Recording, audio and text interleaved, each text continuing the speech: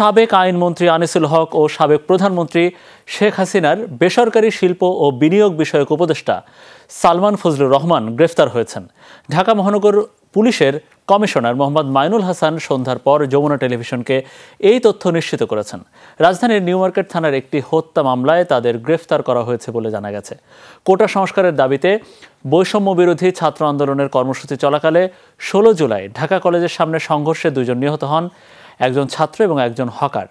এই ঘটনায় new market থানায় 2টি হত্যা মামলা হয়েছে। এসব হত্যার ঘটনায় ইন্ধনদাতা হিসেবে 2 জনকে গ্রেফতার করা হয়েছে। নৌপথে পালিয়ে যাওয়ার সময় ঢাকার সদরঘাট এলাকা থেকে সালমান এফ রহমান ও সাবেক আইনমন্ত্রী আনিসুল হককে গ্রেফতার করা হয় বলে জানিয়েছে পুলিশ। ছাত্র জনতার আন্দোলনের মুখে শেখ হাসিনা 5 আগস্ট প্রধানমন্ত্রীর পদ থেকে পদত্যাগ করে দেশ থেকে চলে যাওয়ার পর তার মন্ত্রিসভার সদস্যরা এখন আত্মগোপনে রয়েছেন।